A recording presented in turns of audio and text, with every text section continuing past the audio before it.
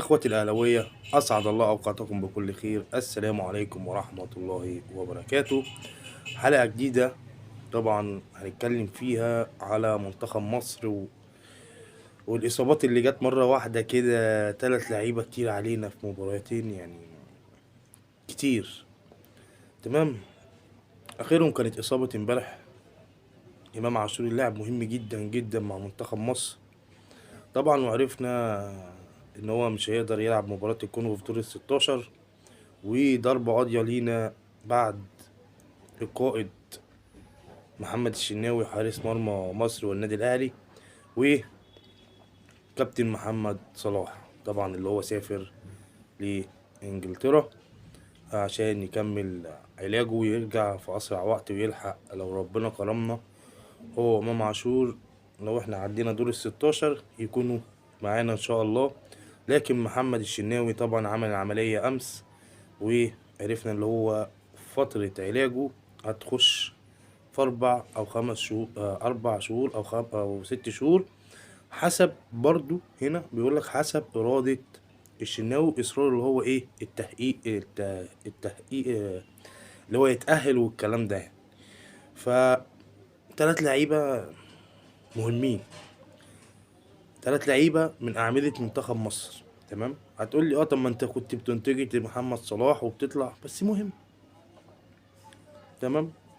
امام عاشور شفناه كلنا في مباراة كاف فيردي، كان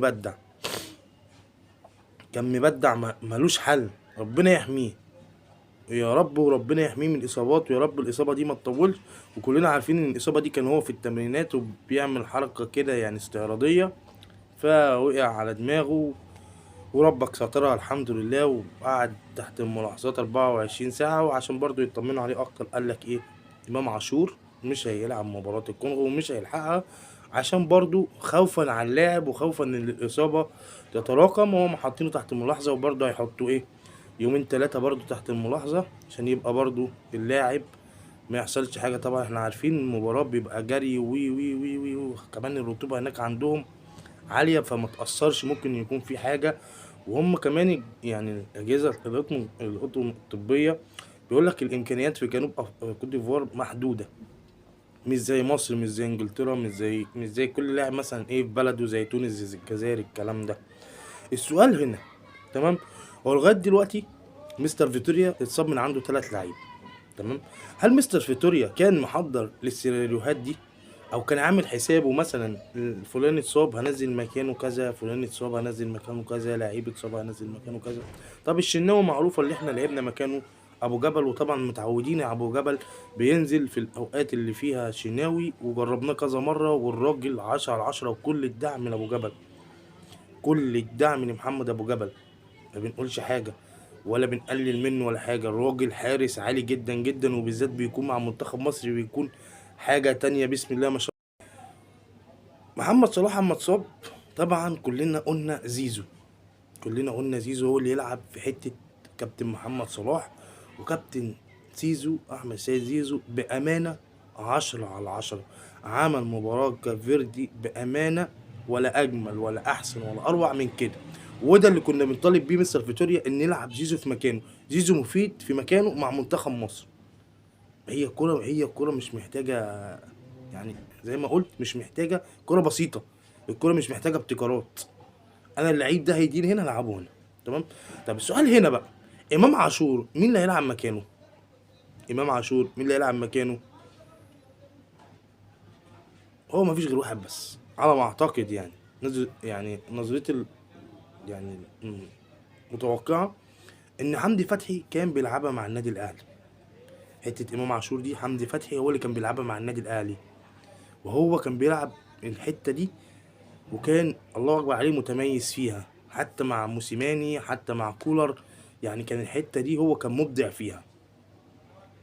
فخلينا نشوف مستر كولر محضر ايه. احنا كلنا بنقول وجهة نظر، بنساعد ما بننتقدش، احنا بنساعد. بس المفروض انا زي ما قلت مستر كولر رايح مستر فيتوريا سوري، رايح البطولة دي عارف اللعيبة اللي معاه، وعارف محضر سيناريوهات، لعيب اتصاب هنزل مين، لعيب هو كل ده المفروض يكون عامل حساباته. لعيب خد انذارين مثلا او 3 وهيغيب عن الماتش الجاي، اعمل ايه؟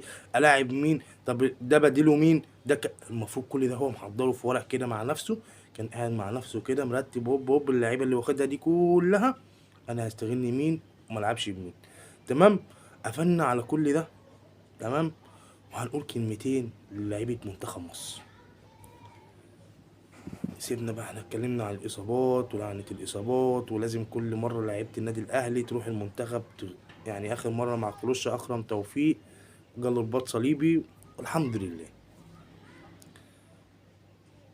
لعيبة منتخب مصر، انتوا لعبتوا 3 مباريات من ساعة ما البطولة ابتدت.